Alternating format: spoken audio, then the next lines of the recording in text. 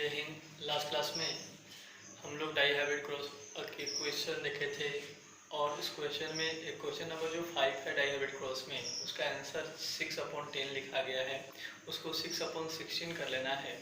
इसके बाद try hybrid cross पढ़े थे और ट्राई हाइब्रिड क्रॉस के बाद जो होता है वो जो मेंडलिज्म वाला जो पोर्शन है वो क्या होता है, कंप्लीट होता है। इसके बाद जो आगे हम लोग को जो पढ़ना है वो पोस्ट मेंडलिज्म के नाम से पढ़ना है और वो जो पोस्ट मेंडलिज्म है उसके अंदर मेंडल के कार्य में जो कमियां हैं या कुछ अपवाद है उसके बारे में हम लोग को पढ़ना होता है। और इसकी जो शुरुआत की थी वो 3 वैज्ञानिक ने मिलकर किया था सन 1900 ईस्वी में। तो हेडिंग डाल करके देख सकते हैं पोस्ट मेंडलिज्म। ये पोस्ट मेंडलिज्म क्या है तो लिख सकते हैं कि इसकी शुरुआत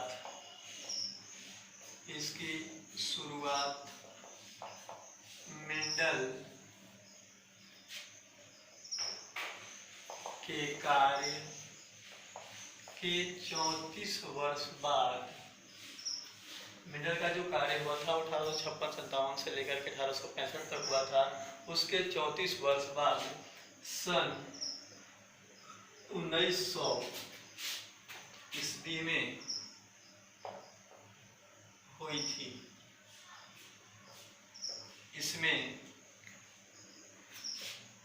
3 वैज्ञानिक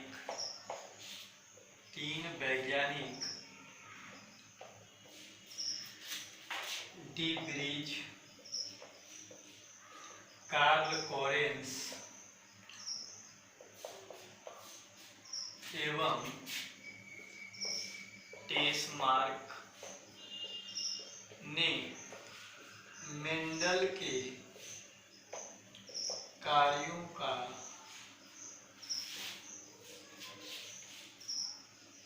अध्ययन कर पुष्टि की थी।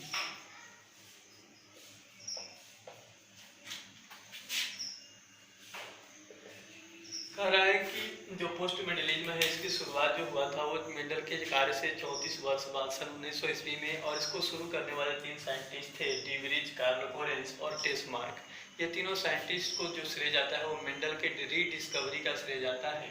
और यहाँ से ये तीनों वैज्ञानिक जो थे वो मेंडल के कार्य को पुनः से अध्ययन किया था और उसके बारे में पुष्टि की थी कि ये जो कार्य है मेंडल के द्वारा वो एक बहुत बड़ी जानकारी है और अच्छा कार्य है। इसकी पुष्टि उन्होंने ये 3 वैज्ञानिक किए थे। इसलिए यहाँ से क्वेश्चन आता है कि रीडिस्कवरी, मेंडल के कार्यों को पुनः खोज का श्रेय किसे जाता है, तो वो 3 वैज्ञानिकों के जाता है। किसको? डी ब्रीज, कार्ल कोरेंस और टेस्मार्क। इससे क्वेश्चन आपको क्वेश्चन बैंक में मिलेगा। अब आता है ये जो पोस्ट मेंडलिज्म में हम लोग को क्या क्या पढ़ना है, तो 2 चीज पढ़ना है इसके अंदर। एक जो है आपका है एलिलिक जीन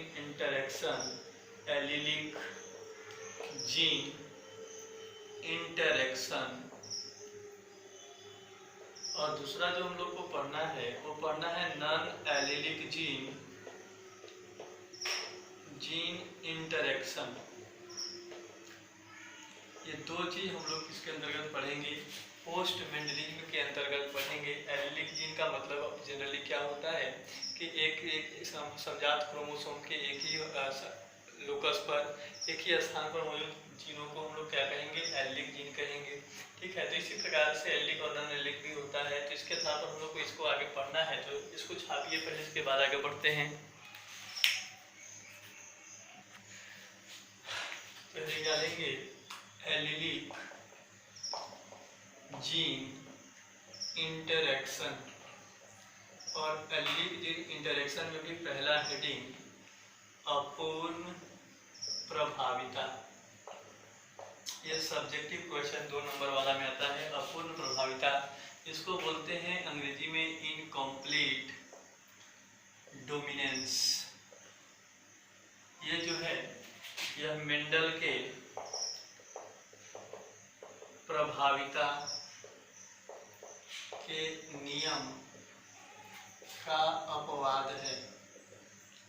मेंडल का जो लॉ ऑफ डोमिनेंस था उसके एक्सेप्शन के रूप में इसको हम लोग पढ़ते हैं। इसमें क्या होता है कि जब दो विपरीत गुण वाले जनकों को हम लोग क्रॉस कराते हैं तो उनसे F1 पीढ़ी में एक तीसरा लक्षण प्रकट होता है। तीसरा लक्षण कहने का मतलब वो जो F1 पीढ़ी में उत्पन्न होने वाला संतति होता है वो अपने दोनों जनकों में से किसी के समान नहीं होता है।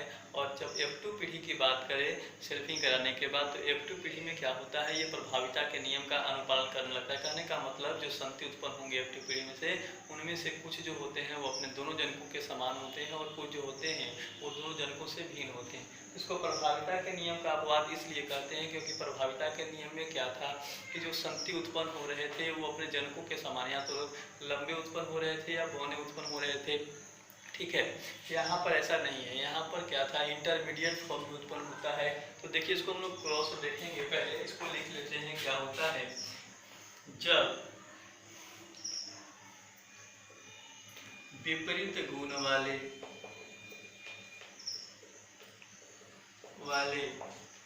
दो जनकों के बीच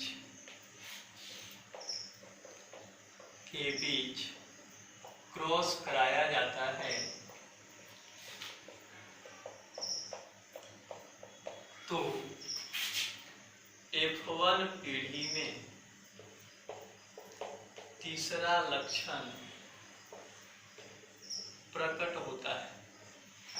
F1 पीढ़ी में तीसरा लक्षण प्रकट होता है तथा F2 पीढ़ी में प्रभाविता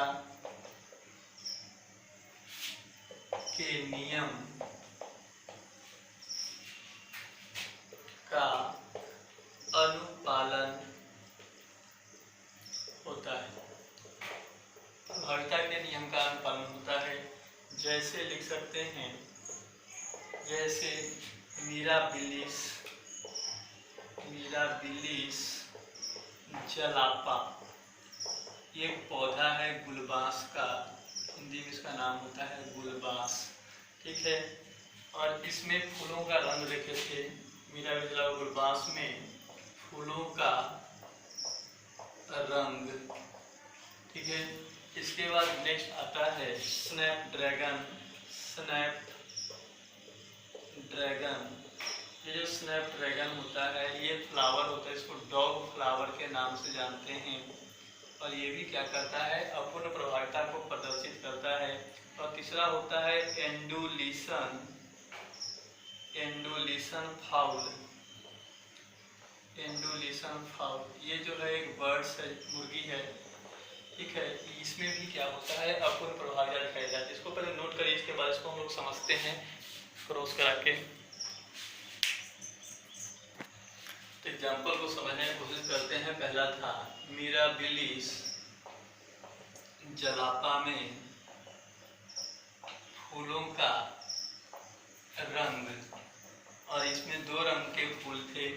ठीक है ना, फूलों के रंग में अगर हम लोग देखें फूलों के रंग, तो इसमें एक प्रभावी था एक अप्रभावी था। तो लाल जो रंग था वो प्रभावी था और दूसरा जो था वो सफ़ेद था, लाल और सफ़ेद। तो लाल अगर प्रभावी है तो इसके लिए हम लोग कैपिटल आर रखेंगे, और सफ़ेद अप्रभावी है तो इसके लिए हम लोग स्मॉल आर रखेंगे। अब इनके बीच में क्या कराते हैं, क्रॉस कराते हैं। तो एक तरफ लाल फूल वाला पौधा और एक तरफ सफ़ेद फूल वाला पौधा हम लोग रखते हैं। तो इनके बीच में क्रॉस कराते हैं। तो लाल वाला का जीन प्रारूप जो है वो कैपिटल आर है, सफ़ेद वाला का है स्मॉल आर। तो जब यहाँ से क्रॉस कराएंगे तो इधर से कैपिटल आर आएगा और इधर से स्मॉल आर। तो ये दो जनकों के क्रॉस से उत्पन्न होने वाला जो पहला पीढ़ी है इसको हम लोग क्या बोलेंगे, F1 पीढ़ी बोलेंगे। अगर मेंडल के अनुसार देखा जाए तो ये प्रभावी गुण कौन है, लाल। तो F1 पीढ़ी भी कैसे फूल वाला पौधा होना चाहिए था, लाल फूल वाला पौधा होना चाहिए था, लेकिन ऐसा इसमें नहीं होता है। ये जो F1 पीढ़ी आता है वो आता है गुलाबी कलर का। तो अभी हम जो लिखवाए हैं वो यही लिखवाए हैं कि जब दो जनकों के विपरीत गुण वाले दो जनकों के बीच में क्रॉस कराया जाता है तो F1 पीढ़ी में एक तीसरा लक्षण प्रकट होता है। देखिए गुलाबी, लाल और सफ़ेद के बीच में क्रॉस कराया तो गुलाबी कलर का फूल वाला पौधा उत्पन्न हुआ। और ये गुलाबी कलर के फूल वाला पौधा जो है वो ना तो अपने इस जनक के समान है ना ही इस जनक के समान है। लेकिन जो F2 पीढ़ी होता है, F2 पीढ़ी के लिए हम लोग क्या कराएंगे, सेल्फिंग कराएंगे। और जब आप इसका सेल्फिंग कराइएगा तो कैपिटल आर स्मॉल आर का क्रॉस किससे कराएंगे, कैपिटल आर स्मॉल आर से, इधर देख लेते हैं इसको, कैपिटल आर स्मॉल आर का cross capital R small R से। तो यहाँ पर पहला जो कॉम्बिनेशन बनेगा वो कैपिटल आर बनेगा।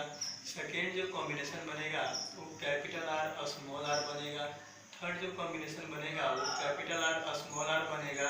और फोर्थ जो कॉम्बिनेशन बनेगा वो स्मॉल आर बनेगा। ये चार संति उत्पन्न हुए और F1 पीढ़ी के क्रॉस से उत्पन्न होने वाले संति को हम लोग क्या बोलते हैं, F2 पीढ़ी बोलते हैं। अब ये F2 पीढ़ी में क्या हुआ, तो ये जो कैपिटल आर वाला संति था ये लाल कलर के फूल वाला था। कैपिटल आर स्मॉल आर वाला ये जो संति है ये गुलाबी फूल वाला है। और स्मॉल आर जो है वो कैसा है, तो ये सफ़ेद फूल वाला संति। अगर आप इस F2 पीढ़ी में देखें तो F2 पीढ़ी में ऐसे संति भी उत्पन्न हुए हैं जो जनक के समान है। कहने का मतलब ये प्रभाविता के नियम का क्या किया, कुछ हद तक अनुपालन किया है। तो यहाँ से अगर हम लोग लक्षण प्रारूप और जीन प्रारूप का अनुपात देखें तो लक्षण प्रारूप का जो अनुपात आएगा तो हम लोग देखेंगे लाल कितना है, 1 है, गुलाबी कितना है, 2 है, और एक क्या है, सफ़ेद है। यहाँ से लक्षण प्रारूप का अनुपात आएगा 1:2:1। ठीक उसी प्रकार से जीन प्रारूप का अनुपात समयुग्मजी लाल कितना है, 1 है, विषमयुग्मजी गुलाबी कितने हैं, 2 हैं, और समयुग्मजी सफ़ेद कितना है, 1 है। यहाँ से जीन प्रारूप का अनुपात भी कितना आया, 1:2। अगर प्रभाविता के नियम के अनुसार आता तो 3:1 आता लक्षण प्रारूप का अनुपात, और जीन प्रारूप का अनुपात 1:2:1 आता। लेकिन ऐसा नहीं है, यहाँ पर लक्षण प्रारूप का अनुपात भी कितना रहा है, 1:2:1। यही है आपका अपूर्ण प्रभाविता, मेंडल के प्रभाविता के नियम का पहला अपवाद, जिसमें बोला गया कि जब दो विपरीत गुण वाले जनकों के बीच में क्रॉस कराया जाता है तो F1 पीढ़ी में एक तीसरा लक्षण प्रकट होता है। और F2 पीढ़ी की अगर बात करें तो वहाँ पर ये क्या करता है, प्रभाविता के नियम का अनुपालन करता है। तो क्वेश्चन आता है एग्जाम में कि अपूर्ण प्रभाविता क्या होता है और इसके लक्षण प्रारूप और जीन प्रारूप लिखें। तो ये अपूर्ण प्रभाविता है और इसका लक्षण प्रारूप और जीन प्रारूप कितना होता है, 1:2:1, 1:2:1। इसको नोट करिए, इसके बाद आगे बढ़ते हैं। इसके बाद दूसरा जो क्रॉस होता है वो आता है सहप्रभाविता। इसको बोलते हैं कोडोमिनेंस। ये कोडोमिनेंस क्या होता है, जैसे उसमें क्या हो रहा था कि F1 पीढ़ी में तीसरा लक्षण प्रकट हो रहा था, इसमें ऐसा नहीं होता। इसमें क्या होता है कि F1 पीढ़ी में दोनों लक्षण क्या होते हैं, साथ साथ प्रकट होते हैं। कहने का मतलब आधा जो है वो एक जनक के समान दिखाई देगा और आधा दूसरे जनक के समान दिखाई देगा। तो जब दोनों लक्षण साथ साथ प्रकट होते हैं तो इसको हम लोग क्या बोलते हैं, सहप्रभाविता या कोडोमिनेंस कहते हैं। तो लिख सकते हैं कि जब दो विपरीत गुण वाले जनकों के बीच क्रॉस कराया जाता है, जब दो विपरीत गुण वाले जनकों के बीच क्रॉस कराया जाता है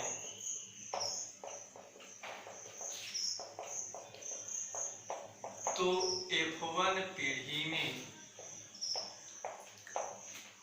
दोनों लक्षण साथ साथ प्रकट होते हैं तथा F2 पीढ़ी में प्रभाविता के नियम का अनुपालन होता है। प्रभाविता के नियम का अनुपालन होता है।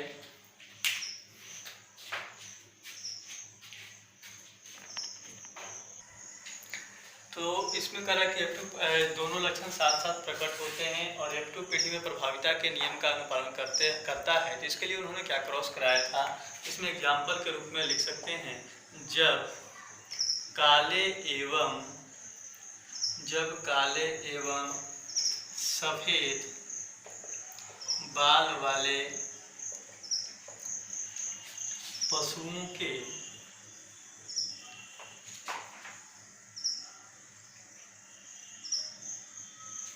या बाल नहीं तो रंग लिख सकते सकते हैं, सफ़ेद रंग वाले पशुओं के बीच क्रॉस कराया गया तो F1 पीढ़ी में सभी पशु चितकबरे, चितकबरे का मतलब काला और सफेद का मिक्सचर कलर वाला क्या हुआ, उत्पन्न हुआ। तो चितकबरा रंग के उत्पन्न हुए। तो इसको हम लोग क्रॉस करा कर देखते हैं। पहले आप इसको नोट करिए, इसके बाद इसको क्रॉस करा के समझाते हैं आपको। तो दो रंगों के पशुओं के बीच में एक तो था काला रंग और दूसरा जो पशु था वो था सफेद। काला रंग के लिए अगर हम मानते हैं B फॉर ब्लैक, तो B1 और B1 जीन प्रारूप अगर इसके लिए रख लेते हैं, तो सफ़ेद के लिए हम लोग B2 और B2 जीन प्रारूप रख सकते हैं। तो इनके बीच में जब क्रॉस कराएंगे तो क्रॉस कराने के बाद जो F1 इधर से तो B1 आएगा और इधर से कौन आएगा, B2। तो अगर प्रभाविता के नियम के अनुसार देखें तो जो प्रभावी रंग है वो मान लेते हैं काला रंग है। तो यहाँ पर F1 पीढ़ी में कैसा सबके सब संति उत्पन्न होना चाहिए था, काला, लेकिन ऐसा नहीं हुआ। F1 पीढ़ी जो उत्पन्न हुआ ये है F1 पीढ़ी, और F1 पीढ़ी में काला और सफ़ेद रंग दोनों साथ साथ उस संति के अंदर आया, और इस कारण से ये जो संति है वो कौन से कलर का हुआ, चितकबरा, रेयॉन, इसको अंग्रेजी में रेयॉन कहा जाता है। चितकबरे रंग के संति उत्पन्न हुए। अब इसका क्या कराया गया, सेल्फिंग कराया गया। सेल्फिंग, जब सेल्फिंग कराएंगे तो B1 B2 का क्रॉस किससे कराएंगे, B1 B2 से। जब इनका क्रॉस कराया गया तो इधर बनेगा पहला कॉम्बिनेशन B1 और B1,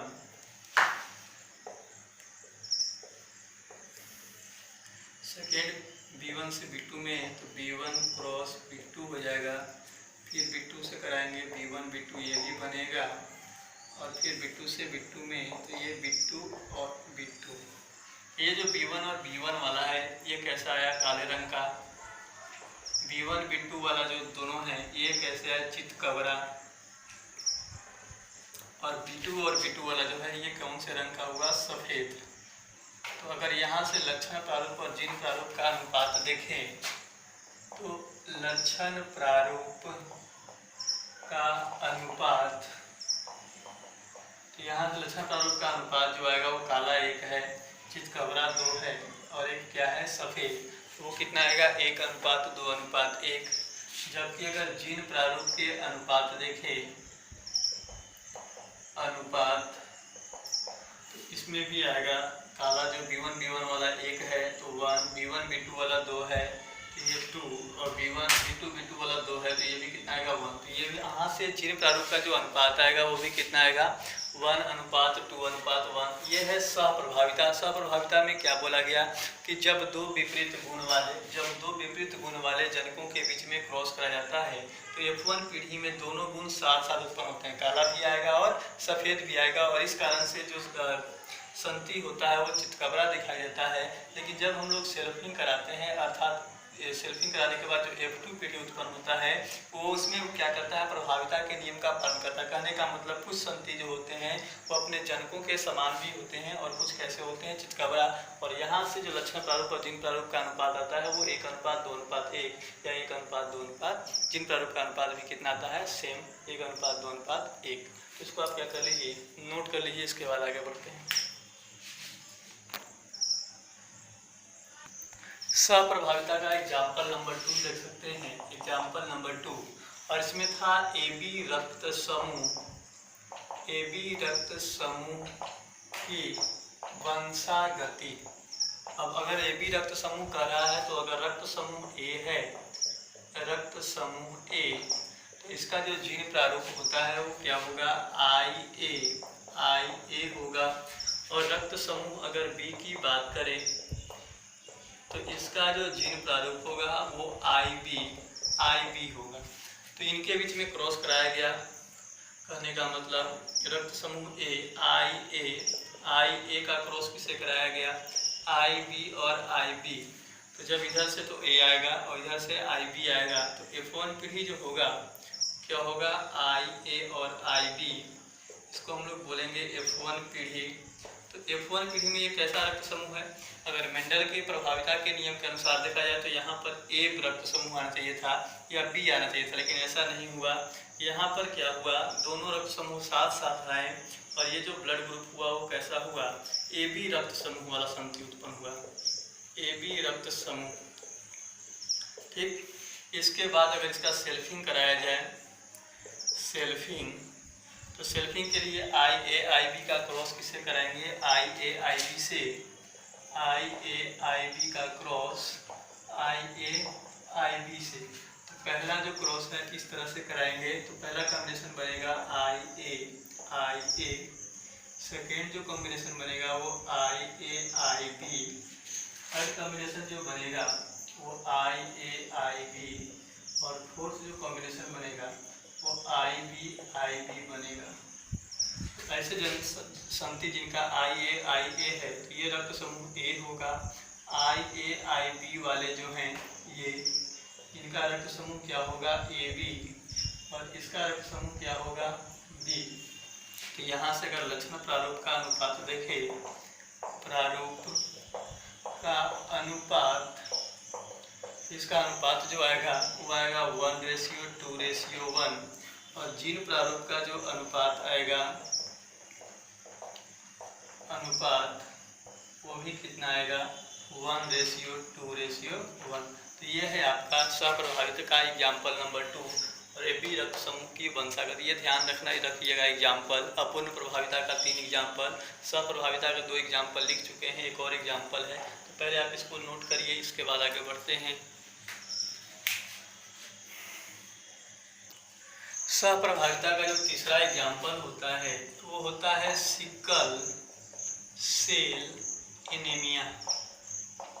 सिकल सेल एनीमिया को हिंदी में दात्र कोशिका अरक्तता का, इसका दात्र कोशिका अरक्तता का मतलब क्या होता है। जनरली अगर हम लोग अपने आरबीसी का शेप देखें तो आरबीसी जो होता है वो उभया अवतल आकार का होता है, हम लोग पढ़ चुके हैं उभया अवतल आकार। तो ये उभया अवतल आकार का आरबीसी का शेप होता है, लेकिन अगर कोई व्यक्ति इस बीमारी से ग्रसित, ये बीमारी है ठीक है सिकल सेल एनीमिया, और अगर इस बीमारी से कोई ग्रसित है तो उसका जो आरबीसी का शेप है वो इस प्रकार से चेंज होता है। सिकल का मतलब हंसुआ होता है, हंसिया, ठीक है, इस प्रकार से चेंज होता है, इसको बोलते हैं सिकल सेप आरबीसी। तो सिकल सेप आरबीसी जो होता है, सिकल सेल एनीमिया जो होता है, ये किसका होता है, स्वप्रभाविता का एग्जाम्पल। कैसे, तो सिकल सेल एनीमिया का मतलब सीधा सा ध्यान रखिएगा, ये आरबीसी का जो उभया अवतल आकार होता है वो परिवर्तित होकर किस में चेंज होता है, सिकल सेल आरबीसी में, हंसिया आकार के आरबीसी में चेंज होता है। अब इसको हम लोग देख सकते हैं, तो इसके लिए जीन प्रारूप क्या होता है। अगर किसी व्यक्ति का जीन प्रारूप जो है वो HBA है, इसका मतलब है कि उसमें आरबीसी जो है वो सामान्य आरबीसी है, सामान्य उभया अवतल आकार का आरबीसी है। अगर उस किसी व्यक्ति का जो जीन प्रारूप है वो HBA है, इसका मतलब दोनों प्रकार के आरबीसी हैं, दोनों प्रकार के आरबीसी कहने का मतलब कुछ आरबीसी जो है वो सामान्य है और कुछ कौन से आकार के हैं, सिकल आकार के हैं। और अगर HBS और HBS है, इसका मतलब होगा कि सब के सब आरबीसी जो होंगे वो कौन से शेप होंगे, sickle shape RBC. Sickle shape का मतलब हंसी आकार के आरबीसी। इसको हम लोग क्रॉस करा के भी देख सकते हैं, तो एक तरफ लिख सकते हैं सामान्य आरबीसी और एक तरफ लिख सकते हैं सिकल शेप आरबीसी। तो इधर सामान्य आरबीसी का जो जीन प्रारूप है वो HBA है, इसका क्रॉस करना है सिकल शेप आरबीसी, तो HBS। अब इनका क्रॉस कराइए, तो इधर से एक तरफ से तो आएगा HBA और इधर से कौन आएगा, HBS। तो ये दो जनकों के क्रॉस से उत्पन्न होने वाले को हम लोग क्या बोलते हैं, F1 पीढ़ी। और देखिए HB और HBS आया F1 पीढ़ी में, तो ये HBA का भी गुण आएगा, दोनों प्रकार के आरबीसी होंगे, तो दोनों लक्षण साथ साथ प्रकट हो रहा है।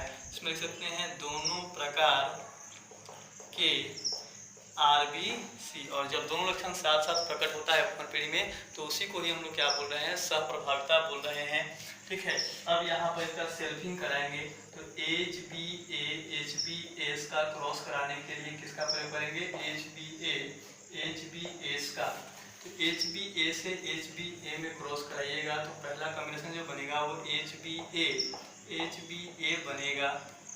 सेकेंड जो क्रॉस कराएंगे वो HBS के साथ कराएंगे, सेकेंड कॉम्बिनेशन जो बनेगा वो HBS।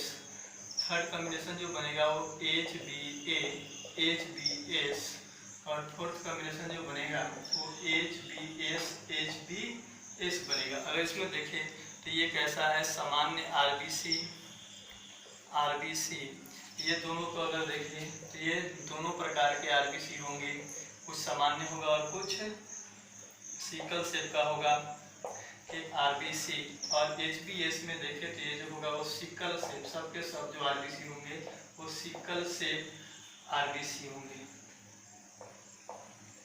RBC यहाँ से लक्षण प्रारूप का अनुपात जो आएगा, अनुपात वो आएगा 1:2:1, और जीन प्रारूप का अनुपात वो भी आएगा 1:2:1। तो एग्जाम में सब्जेक्टिव क्वेश्चन में ये क्वेश्चन आता है, क्या आएगा कि अपूर्ण प्रभाविता और सहप्रभाविता को समझाएं। तो अपूर्ण प्रभाविता क्या था कि जब दो विपरीत गुण वाले जनकों के बीच में क्रॉस कराया जाता है तो F1 पीढ़ी में एक तीसरा लक्षण प्रकट होता है, जबकि सहप्रभाविता में क्या है कि जब दो विपरीत गुण वाले जनकों के बीच में क्रॉस कराया जाता है तो F1 पीढ़ी में दोनों लक्षण साथ साथ प्रकट हो रहे हैं। एक में तीसरा लक्षण प्रकट हो रहा है और एक में दोनों लक्षण साथ साथ प्रकट हो रहे हैं। जब तीसरा लक्षण प्रकट होगा, एक नया लक्षण बनेगा तो उसको अपूर्ण प्रभाविता कहेंगे, और जब एक दोनों लक्षण साथ साथ प्रकट होंगे तो उसको सहप्रभाविता कहेंगे। फिर पूछता है ऑब्जेक्टिव में कि दोनों का लक्षण प्रारूप और जीन प्रारूप का अनुपात क्या है। तो अपूर्ण प्रभाविता और सहप्रभाविता का जो लक्षण प्रारूप का अनुपात होता है वो 1:2:1 होता है, और ठीक इसी प्रकार से जीन प्रारूप का अनुपात जो होता है वो भी कितना होता है, 1:2:1। यहाँ पर आपका सहप्रभाविता जो है वो समाप्त होता है। इसके बाद आगे बढ़ेंगे, पहले आप इसको क्या करिए, नोट करिए।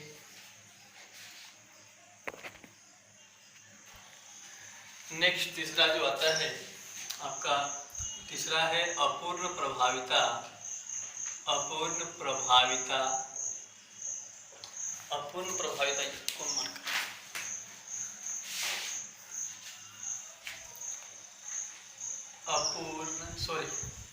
बहुविकल्पता।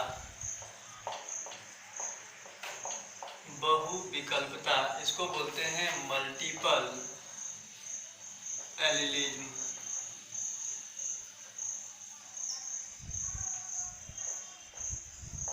मल्टीपल एलिलिज्म, इसमें क्या होता है, हम लोग के शरीर में बहुत सारे ऐसे लक्षण होते हैं। कुछ लक्षण ऐसे होते हैं जिनका नियंत्रण सिर्फ एक जीन के द्वारा होता है, एक एलील के द्वारा होता है, और कुछ लक्षण ऐसे होते हैं जिनका नियंत्रण जो होता है वो 2 या 2 से अधिक एलील के द्वारा होता है। तो जब किसी लक्षण का नियंत्रण 2 या 2 से अधिक जीनों के द्वारा होता है, ठीक है, तो उनको नियंत्रित करने वाले जो एलील होते हैं उनको हम लोग बोलेंगे बहुवैकल्पिक एलील। और ऐसी स्थिति को हम लोग जब जिसमें 2 या 2 से अधिक जीन किसी एक लक्षण को नियंत्रित कर रहे हैं, ऐसी स्थिति को हम लोग क्या बोलते हैं, बहुविकल्पता कहते हैं। तो बहुविकल्पता का सीधा सा मतलब होता है जब किसी एक लक्षण के लिए 2 या 2 से अधिक बहुवैकल्पिक एलील जिम्मेवार होते हैं, तो उसे बहुवैकल्पिक एलील कहते हैं। तथा ऐसी स्थिति बहुविकल्पता कहलाता है। इसका एग्जाम्पल जो है हम 10th एग्जाम्पल लिखेंगे। ABO रक्त समूह, ABO रक्त समूह होता है, इसके लिए जो ब्लड ग्रुप होता है इसको नियंत्रण के जो होता है वो 6 प्रकार के जीनोटाइप से होता है, या कई एलील होते हैं ठीक है ना। तो इसको हम लोग बोल सकते हैं ये बहुविकल्पता का उदाहरण है। खरगोश, दूसरा एग्जाम्पल होता है खरगोश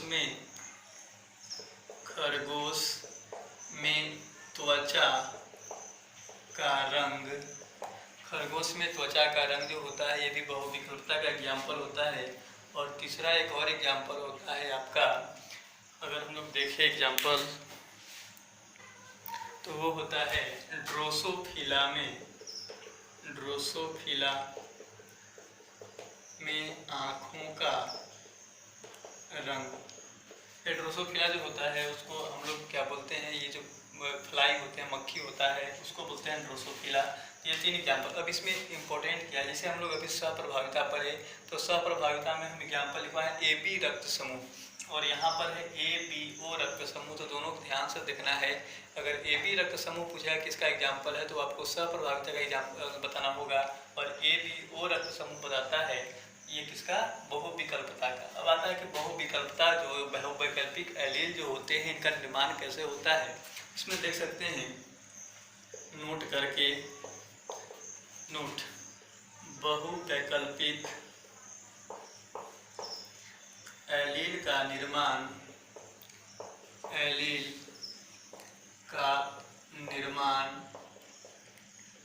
बहुवैकल्पिक एलील का निर्माण उत्परिवर्तन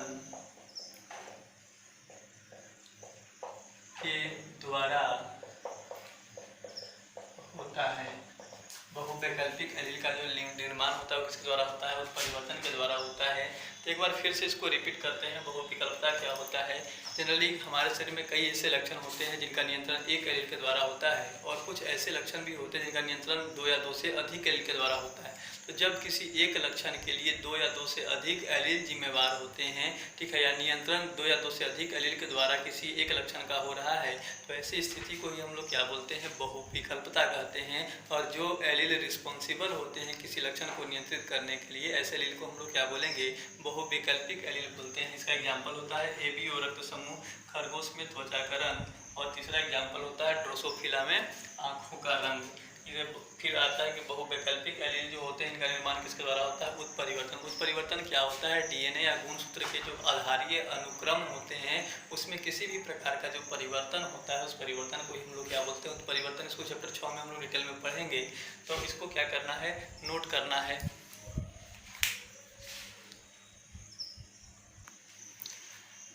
चलिए फिर बहुविकल्पता में ही इसको आगे अगले क्लास में कंटिन्यू करेंगे। इसको अच्छे से नोट कर लीजिएगा, समझ लीजिएगा। बाकी विशेष अगले क्लास में। धन्यवाद।